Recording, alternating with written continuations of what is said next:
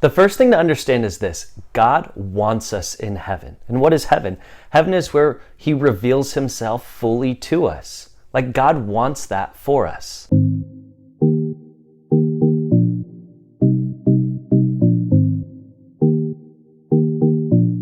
But because God is love, and love, as my lovely fiance has taught me, is an active choice, because he's love, he doesn't force us to go to heaven. He doesn't force us to choose him. In fact, he's given us the freedom to choose not him. So, to use my relationship as an example, I choose to love my fiance Emily, and she chooses to love me. I could make the choice to not do the things that signify to her my love for her. So if you were to ask her, what does Dallas do that shows his love for you? She'd probably say something like, oh, he buys me food. And that's true, I do.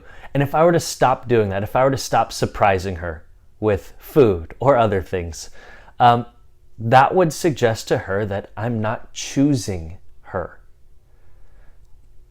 Likewise, God has these things that he expects from us that have developed through our relationship. And when I don't choose him, well, there are consequences to my actions. So, for example, again, let's say at the beginning of the day, Emily says to me, hey, let's have dinner at 7. I say, okay, great. So we go through our day.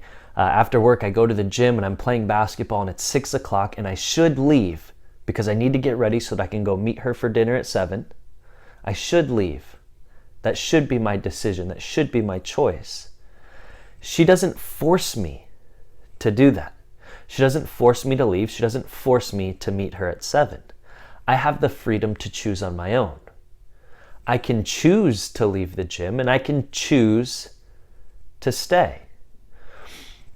The relationship with God works very similarly. I can choose him, and I can choose not him.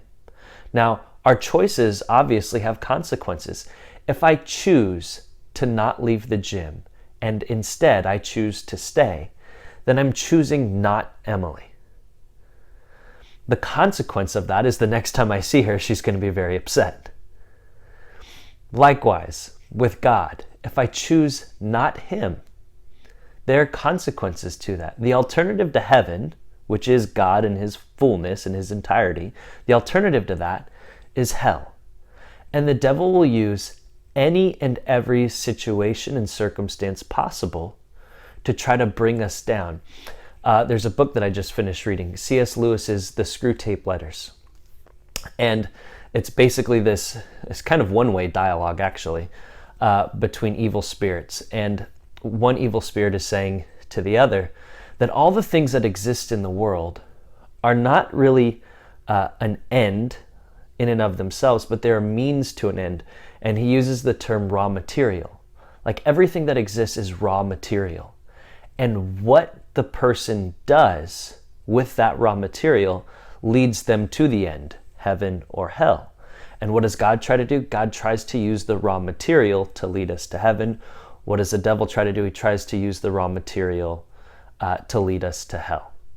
So God does not send people to hell. We have the active choice because God is love and he loves us. He's given us the freedom to choose him or to choose not him. He doesn't send us to hell. He gives us the freedom to choose where we go.